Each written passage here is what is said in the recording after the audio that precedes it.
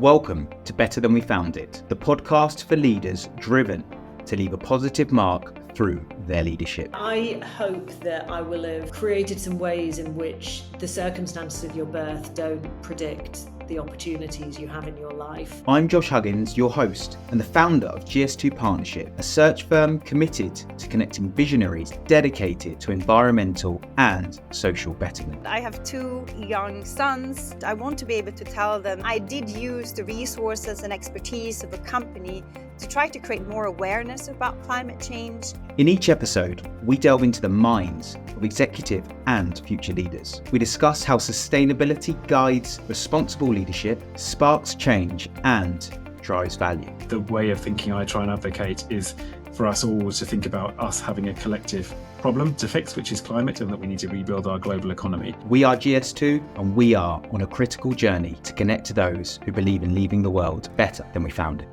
Hello, and welcome back to another episode of Better Than We Found It. As always, we're here to explore the career stories and journey of the people behind the cutting edge development at the intersection of sustainability, innovation, technology, and value creation that are shaping our future world. Today, we are thrilled to have Heather Clancy join us for a slightly different episode. And the reason it's different is because Heather is a seasoned business journalist and the editor-at-large at GreenBiz, where she chronicles the role of business model innovation and technology in transitioning to a clean, inclusive, and regenerative economy. In the episode, we'll delve into current trends in sustainability, how journalism is addressing the climate crisis, and the future of climate tech. And we'll also discuss Heather's role in perpetuating crucial conversations at GreenBiz events and throughout the industry, and her insights into the next generation of sustainability leaders. Stay tuned, I hope you enjoy it. It's a conversation with some real world solutions, some inspiring stories, and from somebody at the forefront of corporate sustainability. So let's dive right in. So Heather, welcome to Better Than We Found It. Well, thank you for having me. It's a thrill. Thank you so much. How is it over in the UK?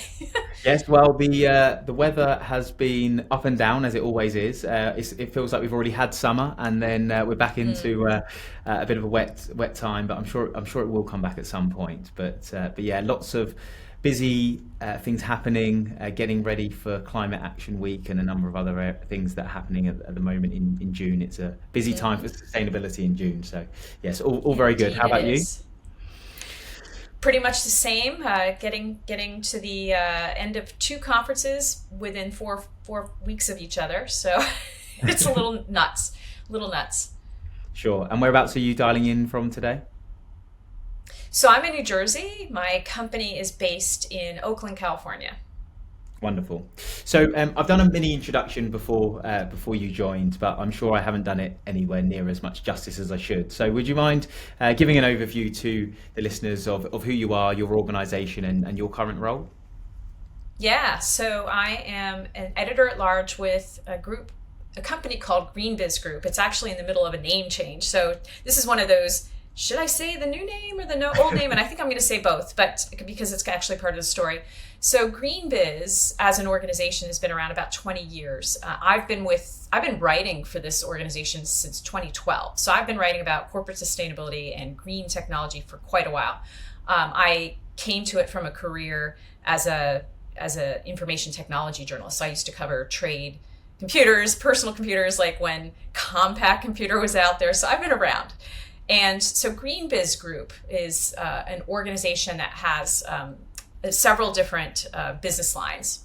I'm part of the digital media organization, which focuses on our websites, our newsletters, video content, lots of different things. We're actually in the process of building a plan for that. We're in the middle of a big redesign for our website and our newsletters, all of which are kind of tied to this big name change. So GreenBiz has, it's the umbrella term for an organization that includes conferences on circular economy, on climate tech, on the corporate sustainability profession, and on the green finance profession.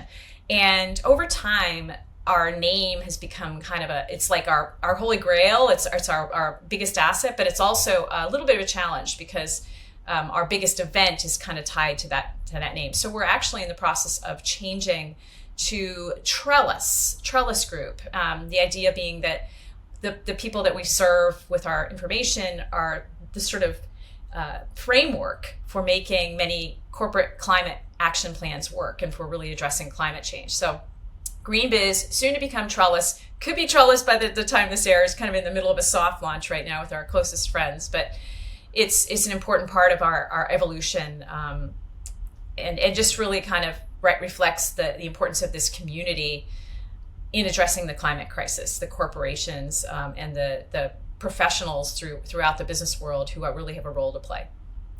Fantastic. Well, thank you for the overview, and appreciate the sensitivity with the name change right now. So, yeah. It's always like branding. I've done this before in my life, and I think, it's great because GreenBiz, as the name, is really well known, and it's really tied to the event. So the idea is to expand, and we already have a community called the Trellis Network that's also part of our overall business, so that it's kind of all tied together.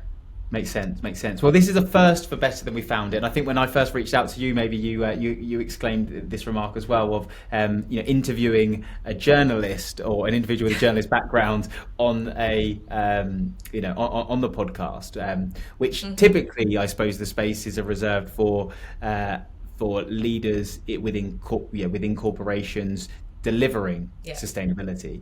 But for me, and the reason why I was so keen to get you on was because you have, as you've explained there, been tied to this sector, the movement, the ability to create information that helps people to accelerate the transition. And I felt that it would be a really interesting perspective on what's happening, what has happened, and what will happen that you could bring today. So I suppose to start with, I'd love to hear a bit about your background and what inspired that change from the sort of business and IT journalism that you started with to becoming a leader in the sustainability and green technology journalism space. Yeah, it was kind of like this logical transition for me. I actually was laid off. So I was part of a IT trade publication for like 17 years, focused on distribution, people that would sell and integrate computers and networks and software at corporations. So I've always been a business journalist, very much focused on that, partly because when I started my career at United Press, no one wanted to write about computers or that sort of stuff. They were like, throw it to the Cub Reporter. So I kind of fell into it, and software was where I spent most of my time. So I had before getting laid off, I had already started focusing on the issue of data center energy usage. And as we were building out these data centers, oh my gosh, they're starting to use a lot of power. How do we cool these things? So I had already been writing about that and the issue of electronic waste. So as people updated their technology, where did this stuff go? And it was clear that it was landing in places that couldn't accommodate it. It was, poisoning the ecosystems of other countries, often emerging economies that couldn't vouch for themselves. And so I just was very fascinated with those topics before I was laid off. And when I got laid off, I literally had a call within about an hour from another organization that was like, okay, you're free. What do you want to write about? And I was like, green tech. And so that is when I became Green Tech Lady. And that sort of evolved into the broader issue of corporate sustainability. How do you incorporate this greener data center into your overall operating plan? What else do you need to work on? How does technology help with being less of an environmental bad guy, if you will, and more of a company that's reflects and thinks about the use of resources in a more thoughtful way and in a more sustainable way? Sure. And when was this? What date are we talking? Right. So circa, and I'm completely dating myself here, but circa 2008 is when I got, I think that's sort of vaguely the time frame when I was laid off. And I did start writing about sustainability at the time. And it took a few years. I was writing about other issues too. I've written for Fortune and New York Times just on more general technology issues. So artificial intelligence and mobile computers. I used to write a lot about mobility in my former career, and I landed at GreenBiz. Currently called and sort of evolving GreenBiz because someone asked me why I wasn't writing for them, and I said, "Well, you haven't asked me." So I started then, just kind of freelancing and just exploring and talking to as many people as I could. For sure. So when you sort of think back to the interest, the intrigue, the platform that you were given then in comparison to where we are now today, what were some of the challenges in those early days of writing about this topic, and what was the reception like? Yeah, so the reception is, so ironically, the industry that I reported on, and you'll agree with me now, the technology industry. So many of those companies that I knew were really leading the way in terms of plans, and because they knew early on that they needed to address this, or they weren't going to have their social license to operate questioned, right? Like Apple and all these companies putting out so many products and building out massive data centers. They needed to address this. So in that sense, it was easy because I had a lot of technology companies that were willing to talk to me. They were doing innovative things, and it was kind of like I could use my old contacts, if you will, my old sources, where it was very easy to do that. However, like sort of the broader business world, the companies, it was kind of like, is this like, are you progressive and like it was just not. It was sort of seen as this fringe topic with other industries at the time.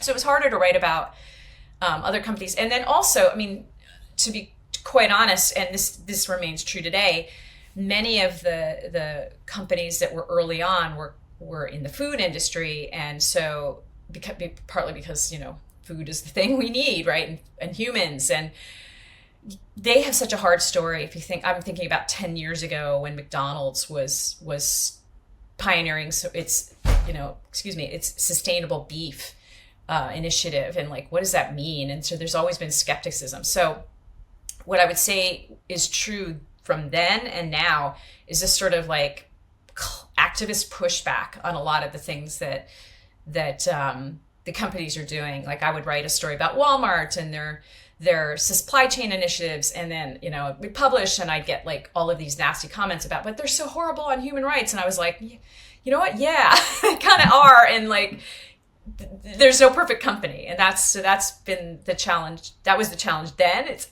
actually kind of remains the challenge now too. Is you have to be really balanced in your coverage. Sure, and that's something that I suppose I was keen to explore. Is how do you remain balanced, and particularly with the rise of greenwashing and organisations being able to validate the claims that they make.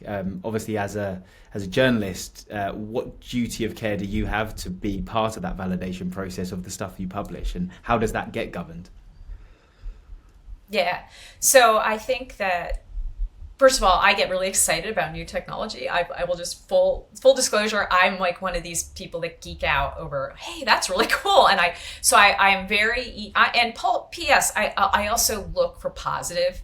Like I am so sick of all of the rhetoric that certain business and I'll point to a publication, and you'll know it well because it's in the UK, The Guardian. I just feel like, is it your agenda to actually find every negative story you can write? Like every story they write about climate is negative, and every story they write about the business world's role in climate is negative. It's like, okay, I get it. There's really bad actors. There are bad things, but like, we need that money. We need this world to be part of the solution. And it just kind of bums me out. So I kind of lost my train of thought here, but like the challenge, I would say my challenge is to step back and really write about this cool thing, right? But put it into context. And that's what I do as a journalist. And I'm really blessed to have some really great new players at my organization. So in the past year, we've hired an executive editor and a VP of editorial strategy and content that have really changed the GreenBiz focus. So like my journalism now, the way it's really changed is that when I first started writing for this organization, it was really focused on like, hey, these companies are doing things, right? So we were not, no one else was writing about it. You did not have the New York Times writing about corporate sustainability. You did not have the Journal. You did not have the Washington Post. And now all of those mainstream publications have coverage of this there, and which is great. I think it's wonderful, but it means that we have to advance our coverage. So our focus in my organization, in this new Trellis organization, is to really focus on how are companies doing this and finding things that I can share that will provide inspiration for others. So like if corporate sustainability professional is trying to figure out how did they introduce this electric vehicle fleet idea, and like what were their blockers and who did they go to figure this out. If I can talk to a company that can share information about that and offer recommendations to other companies, that's the kind of story I want to write. So how-tos, case studies, smart things, just any little practical piece of advice that I can share in perspective, right? One thing I've written about recently is Shein, and which is one of these companies that's, you say their name to a climate activist and they're going to go, like they're the worst, right? Fashion, huge footprint, 4 to 6% of global emissions, which is like bigger than the aviation industry. Millions of metric tons of waste, right? Clothes that hasn't ever been sold, shoes going to landfills, being burned. The sector has a really bad reputation. However, they also have the potential to really make a lot of change, and particularly Shein, this sort of instant fashion model. One of the things that they do well and not well is that they can create products like on the fly, right? So they create small batches, people like them, then they order more. So they're not creating a lot of inventory that goes unused. They're creating a lot of inventory and people buy it and then goes unused maybe in their closet. But what this allows them to do is, and one of the things they're doing right now is playing with using dead stock. So fabric that is sitting in warehouses that would otherwise go unused. Now Shein is buying it and using it for their collection. So instead of commissioning new polyester, it's saying, hey, there's all this stuff out there. We're gonna make these new garments. Why don't we use this stuff that's out there? And what a great idea. Mind you, like I said, there's a lot of challenges and negative externalities to their business model, but I feel like this is an important kind of thing for them to test, and their influence and size makes it a really, if it works, it could be really important for the industry. So do I not write it? Do I write it? So from a greenwashing standpoint, it took me hours to write this story because I wanted to put that, this cool thing, however, X, Y, and Z, it's got to be in context. For sure. And is there a process then internally for how that or the narrative is pushed? Do you have to sort of? I don't know anything about journalism. Yeah, I will say and no one. Yeah, right. So no one knows this, So generally, news organizations have a pitch process. So we use Slack. We use face-to-face calls, and in the sense that a Zoom call like this or a Riverside call like this is a face-to-face. We have, I will admit a lot of the things I have pitched I'm going with my gut. It's like, hey, this is kind of weird and new and I've never heard about it before. And so I will pitch something and then we debate it. Okay, this is interesting, but here's the counter narrative. Make sure you talk to these people. So we constantly have our team talk about story ideas. This is for like a feature, if you will, a longer lead time feature. There's other things that we know we have to write about. So for example, in the world of corporate sustainability, the most important standards organization right now, I would say, is the Science Based Targets Initiative. So SBTI is the one that sets the framework for how a company says it's going net zero. And the idea is that their targets are science-based, which means that they adhere to the latest climate science. They take into account the impact of this company, this industry on emissions, and the company is setting a target that's, if they make it, a relevant, important thing for them to do. So that's the most important organization. So I'll be working on feature stories, but at the same time, I also have to write about anything that's going on with this organization as an example. So I do have a news responsibility as well. So things in the industry that are really important for the corporate sustainability community. And that organization is particularly important right now, as with the greenwashing narrative. What does it mean to be net zero? It's important that those standards are upheld and validated, and people know how to talk about them. For sure, yeah, absolutely. Understand. And I just go back to your point about Shein with that circular concept. As you say, an organization may be doing bad things in some angles, but actually if there's innovation that's good, why wouldn't we want to highlight it? Because that's a business model in itself that could be created by another organization that could be a great enabler of a solution. So I get this, and I have this debate a lot with people, is as a recruiter, we talk to individuals all the time who would say, well, I would never work in that industry sector, which I understand if that's your moral compass, of course. But also there's the argument that, well, if nobody that has the innovative mindset to that will work in those sectors, how will we change them and how will we transform them? And I think it's the same in terms of shining a light on these organizations, from an activist perspective. If they just want to shut down everything they do, then most organizations will do some good.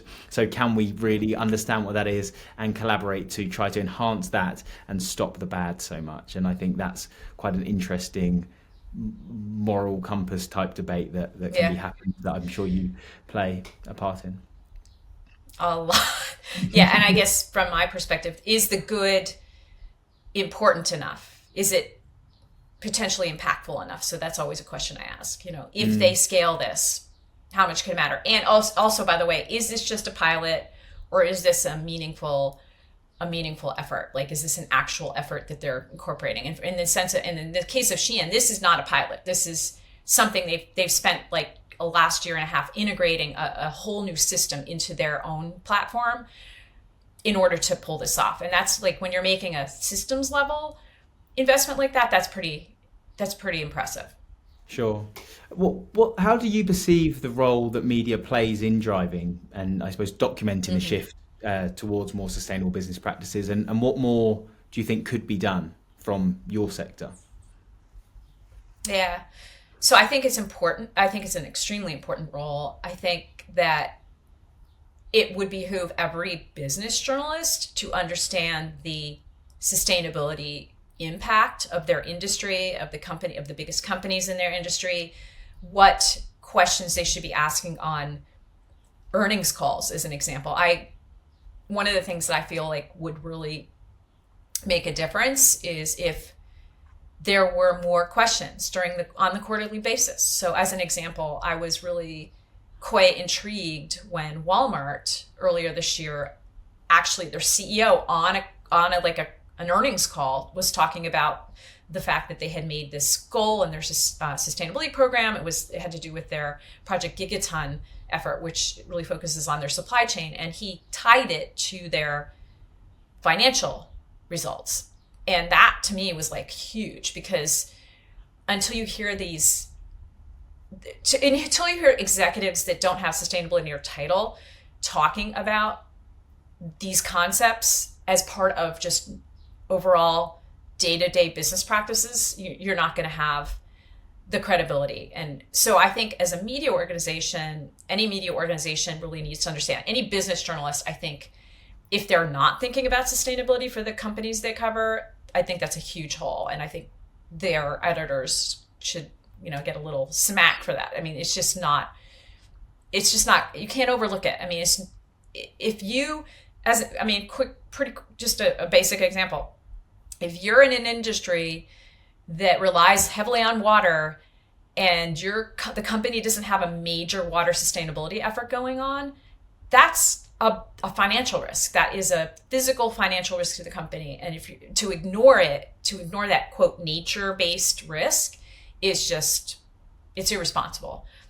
Which is why you hear so many investors pushing for this sort of reporting and disclosure that some of these regulations are trying to address. So yeah, I think just make it natural. So I will just draw a distinction, right? I cover corporate sustainability. I don't cover the pure climate stories. I don't cover, hey, the earth warmed up XYZ in the last, and I said Z that time, not Z, but the Earth warmed and is warming. I look and read that sort of information, and it sometimes will guide which stories I might cover, but I don't cover pure climate news. So I would say that I would draw a line, and it's very different. Climate coverage is very different than corporate sustainability coverage.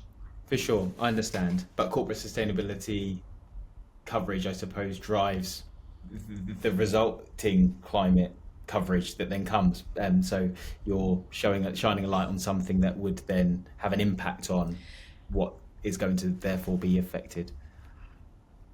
Yeah, I mean, another example, insurance and heat and water and flooding, and how is that becomes a business story. What are the insurance companies doing? They're pulling out of markets. What does that mean for commercial insurance? Or again, so it's very related, which is why I read it. But yeah, I get pitched a lot of climate stories that I just won't write. For sure. Good for me to know, but. Yeah, absolutely. But I think you're right that there needs to be a level of it's almost like the whole business landscape needs to be upskilled in some level of sustainability knowledge so that they can ask the right questions. And whether that's a chief sustainability, well, no, it's not going to be the chief sustainability officer, but it's the other executives themselves knowing. But then, as you say, the journalists being able to then ask the right questions to know and to ensure it happens, because we talk about it a lot with our clients. Sustainability isn't a one function role. It's a company-wide understanding, culture, behavior that is led from the top down and from the bottom up. And it's like every industry needs to understand that to be able to collaborate, play their part, hold people to account. And I completely agree with that. But in your, I suppose, privileged position of therefore covering lots of organizations, lots of things that are happening, what do you see as the sort of the trends around innovation, or the kind of the technology that some of the startups are looking into that could be game changing for this sustainability landscape right now? So I have a couple of answers to this. One is that and again, given my background, this makes a lot of sense, but I am really fascinated with the role that information technology, particularly artificial intelligence and verification technologies, so like satellite imagery, sensor data, can play in automating a lot of things. So as an example, if you're going to invest in a forestry project in a place that you don't have anyone, and probably many, it's a very remote area of the world, how do you make sure that that's really doing what it's saying? So monitoring, reporting, and verification technologies are super important. And related to that, artificial intelligence for automating things like reporting, right? Like these massive corporate sustainability reports that companies have to produce.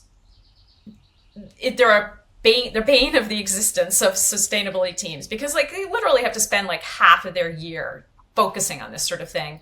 And it's just a huge time suck. So I feel like artificial intelligence will be huge in helping automate a lot of that information and pointing to what's really relevant for a given company. So I feel like it's kind of geeky and esoteric, but that digital enablement, right, that helps basically turn this sort of side function and take it out of spreadsheets and put it into the core systems of a company, super important. So like, I feel like that's an innovation that's really picking up, and you see a lot of startups there. You also see the big ones, like the big software companies like Oracle and SAP and Microsoft and, XYZ, again, putting a lot of resources into this, Google, artificial intelligence. So that's one area that's really interesting to me. From a climate tech perspective, super fascinated with the role of, and I guess you can kind of call this geoengineering a little bit, but the broad area of carbon removal technologies. And there's like two buckets there. There's the direct air capture companies, which have their set of challenges, many very infrastructure intensive. I'm following that, but I'm equally as interested in things like what you call enhanced weathering. So how do you take minerals and crush them and put them into the soil and make the soil a better, or the ocean, a better sink for carbon. So a better mechanism for absorbing carbon and helping keep soil more healthy. Ocean capture of carbon dioxide is really super fascinating. There's a lot of really interesting startups there right now. The ocean plays a huge role in absorbing excess atmospheric carbon dioxide, and I think it's under appreciated right now. I also feel like another area that really deserves more attention and investment is minerals recovery. So we know that electric vehicles and wind turbines and so forth require a lot of critical minerals. And where are we going to get those from? So are they going to be coming from recycling? Are they, what they call urban mining activities, where they're taking it out of things that are already in circulation?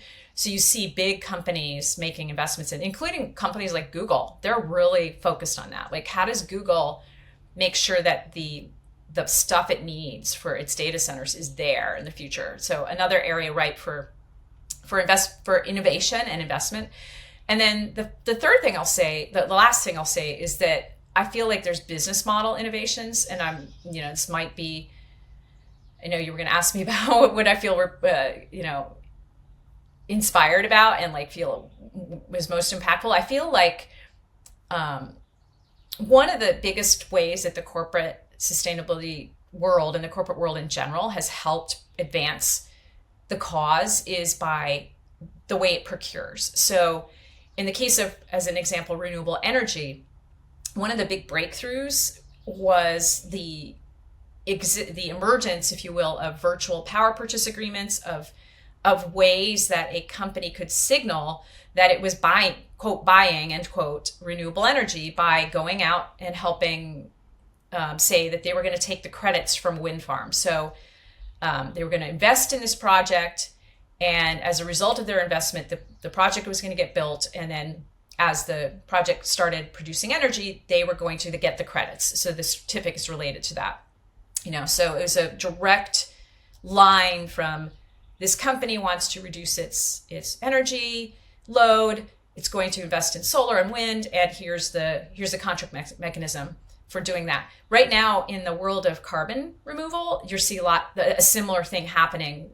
It's a model called advanced market commitments. So these, it's not anything new, but it helps basically provide a signal that, hey, if I go create this green steel, if I have this, project that's going to help capture carbon in Stockholm, and it's gonna be a bioenergy plant that's capturing carbon, like company am going to invest in buying the offtakes from this and buying the certificates, which helps in turn a financing agency go, no, okay, if they do this, then they're gonna have this customer. So like it provides basically a procurement signal for the future. I think it's really important. It's vitally important for carbon removal, for sustainable aviation fuel, for green steel, as an example. These companies that are saying, if you make it, I will buy it. Sure. Huge business model innovation. I think that's important. For sure. Yeah. Well, there's a lot there to digest. So right. Sorry.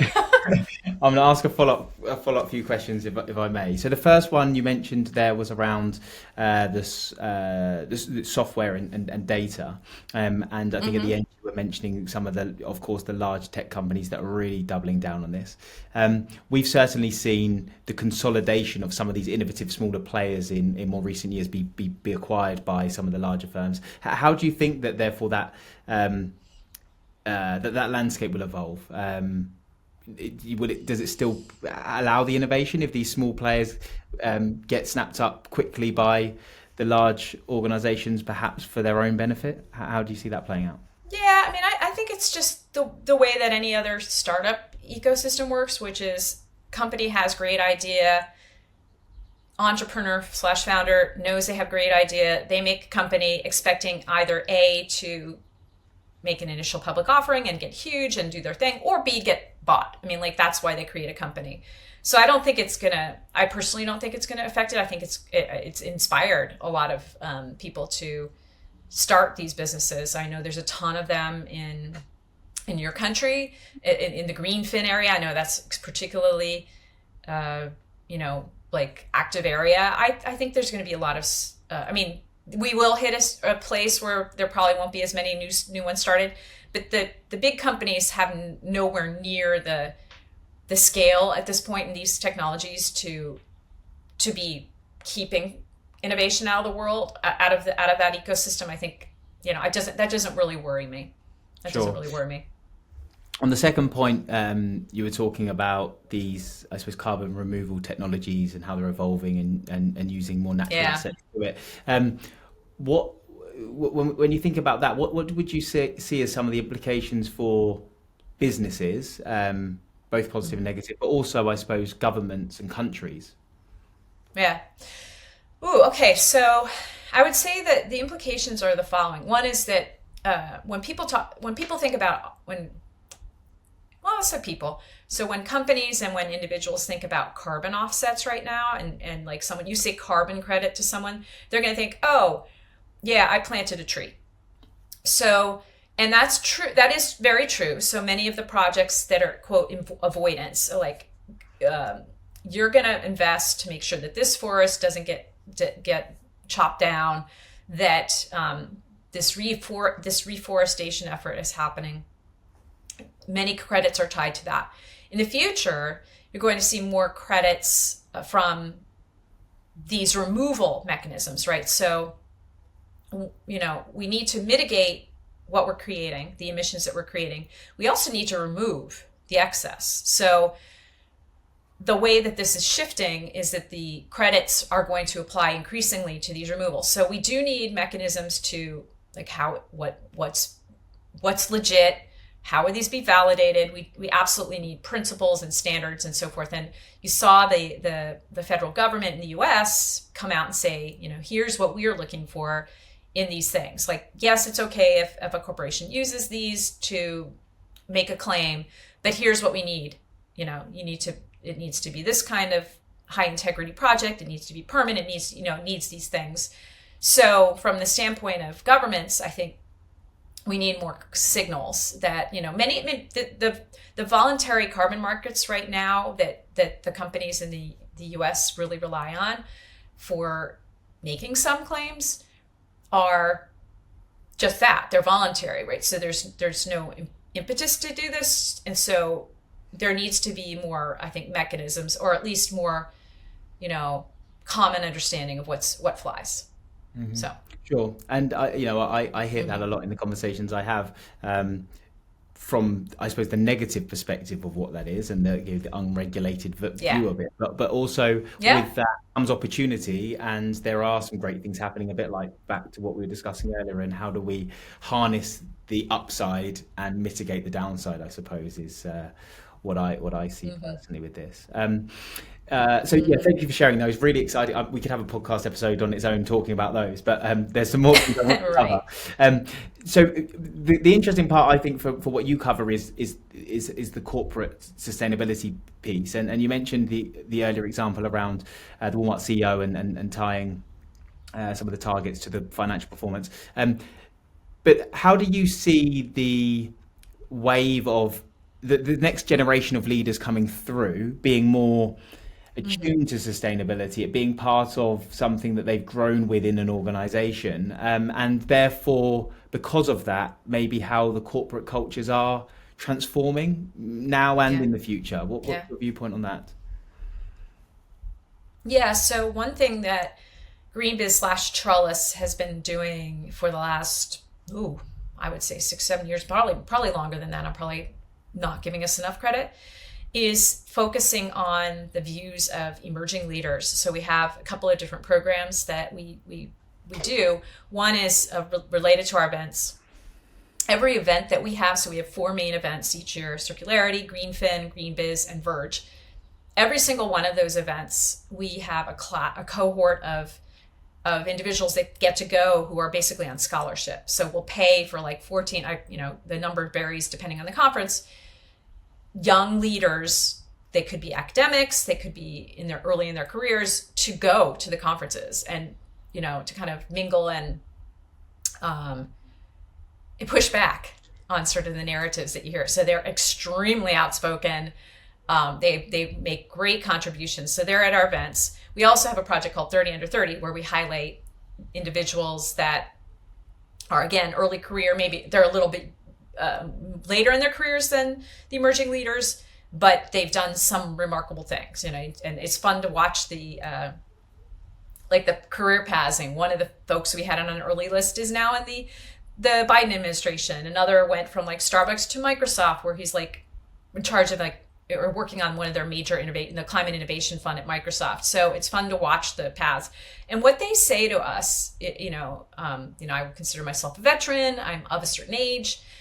This stuff is ingrained, right? So when you think about the things that you knew as a younger person and the habits that you learned, the habits that these individuals are learning are more sustainable than ours. So they in some respects, not in all, I would, there's definitely if you're buying from Shein, if you buy a lot of clothing, that's kind of a challenging thing. I mean, that's not a good consumption habit.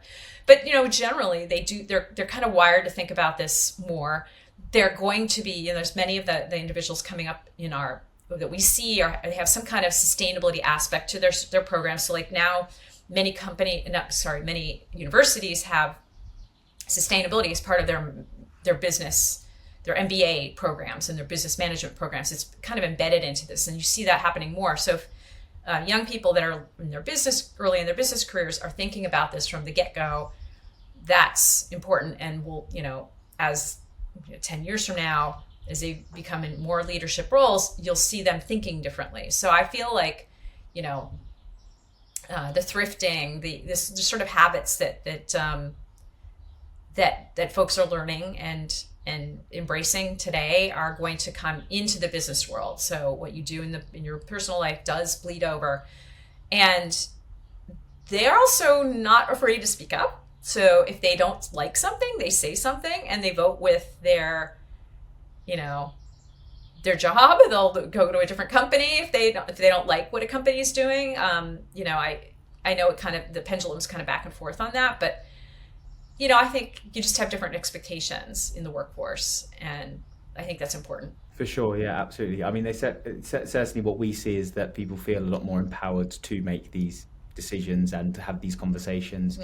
And I think that's only going to challenge the status quo, which is important to ensure we're not just relying on old business models, processes to transform for the future, which is great. Of course, you work in this. You work in the sustainability world, as do I.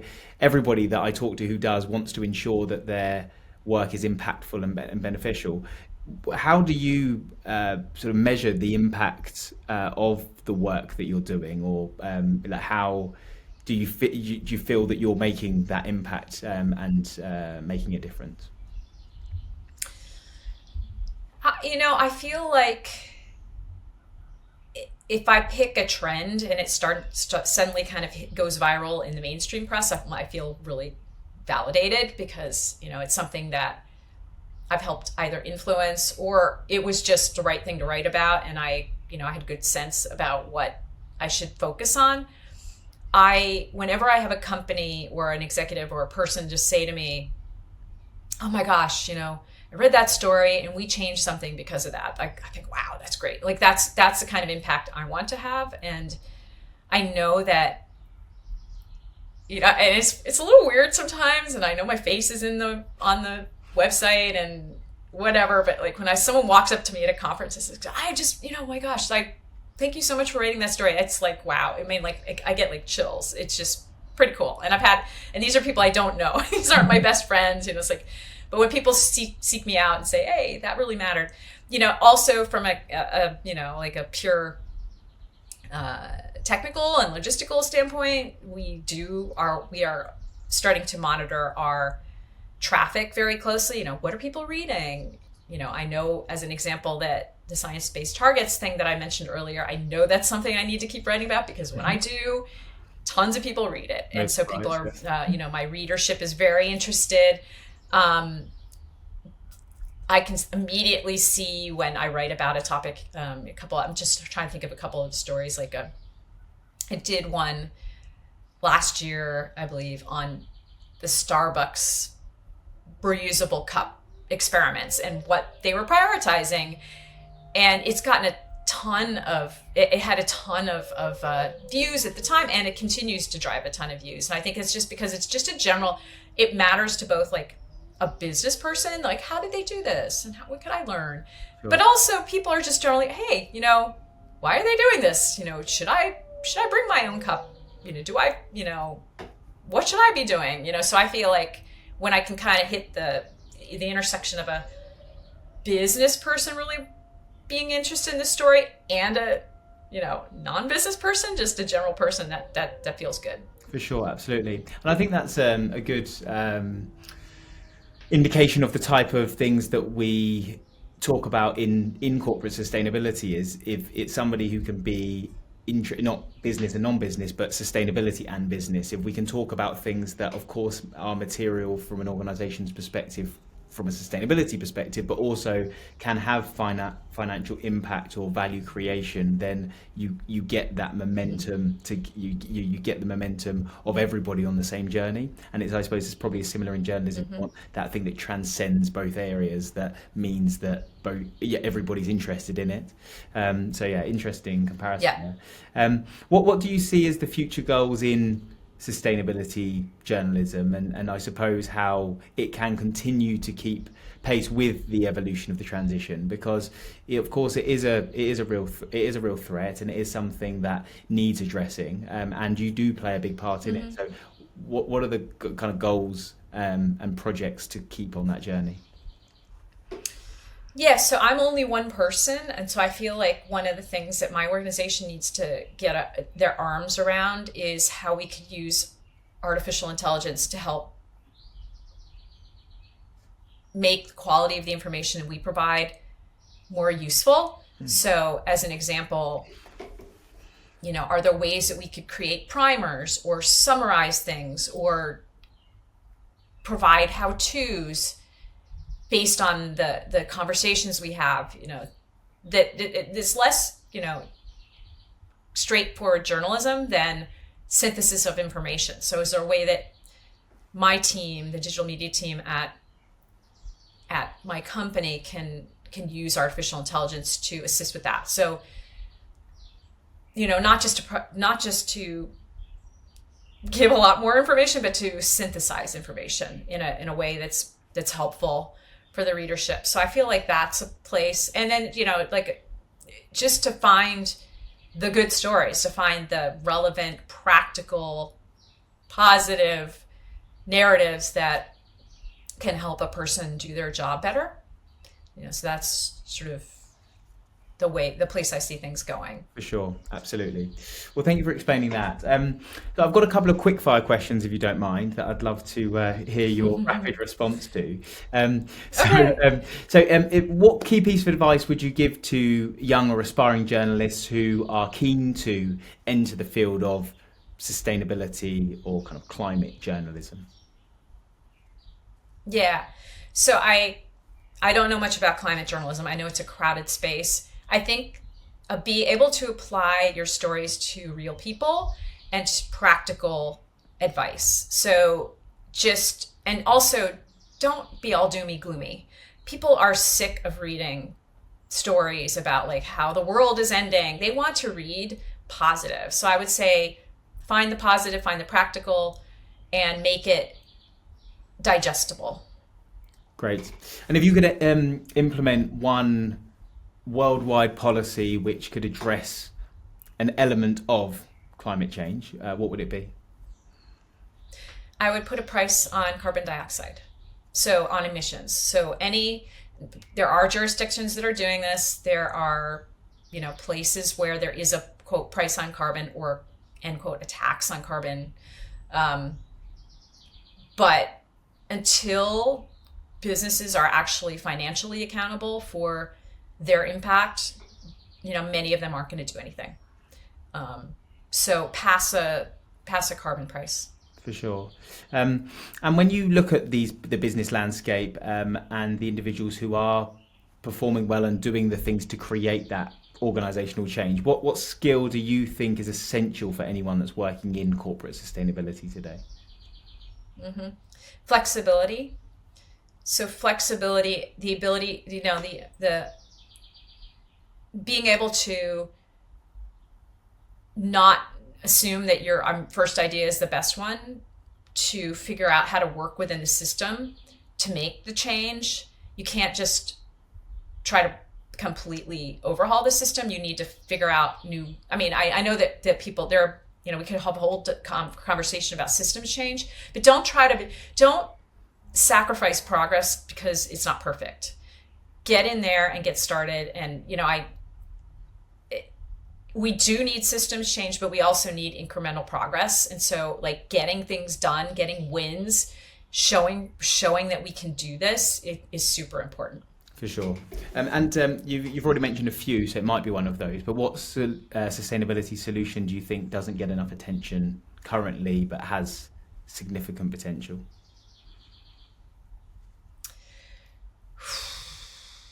What doesn't get enough attention? I think maybe ocean carbon capture. I feel like that is a tough area because we don't know much about the ocean to begin with, and how it could help us, I think, is very much a big cipher. But you do see a lot of foundation money going in to try to figure this out. And I would say that one of the challenges there, back to your question about policy, is that the ocean is not owned by any one jurisdiction, so it will require a lot of international collaboration and cooperation in order to really explore what can happen there.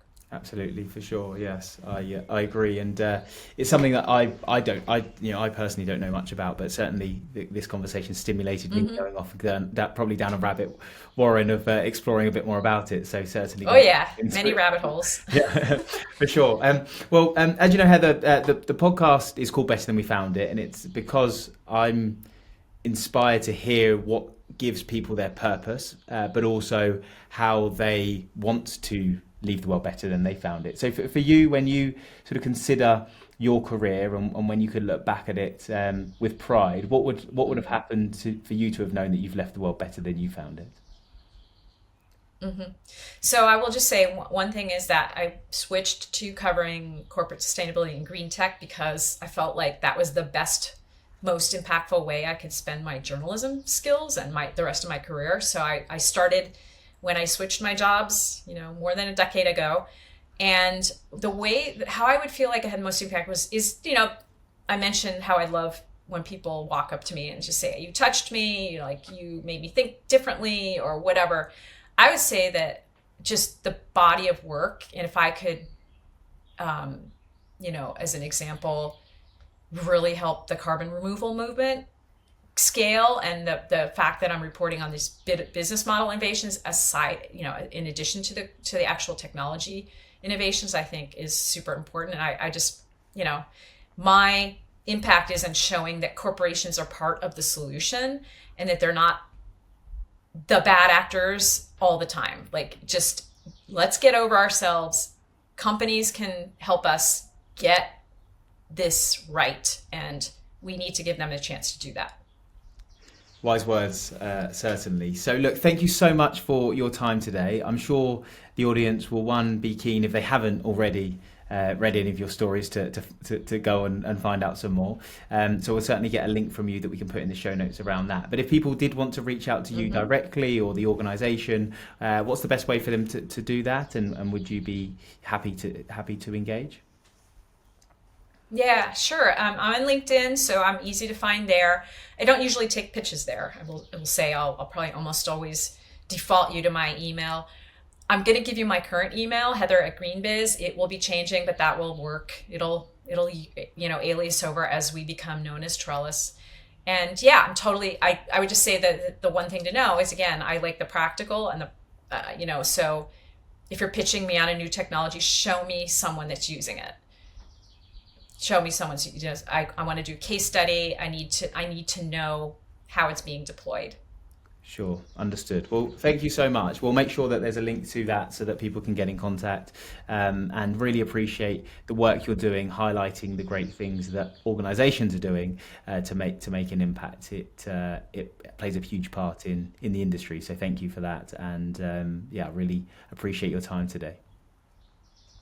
Well, thanks for making me putting me in the hot seat as far as an interview goes, instead of me having that role. Sure. Well, it was the first one, and it was a big success with a journalist. So maybe not the last. But it'd be great to stay in contact. Oh no, you should. There's plenty of us out there, and a lot of people doing great work. So brilliant. Well, thank you so much for your time today, and I wish you all the best. Thank you for joining us on this episode of Better Than We Found It.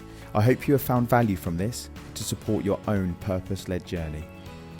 This episode was brought to you by GS2 Partnership, my organisation focused on providing talent solutions for sustainably focused organisations. We are driven by our purpose of connecting the people who believe in leaving the world better than we found it.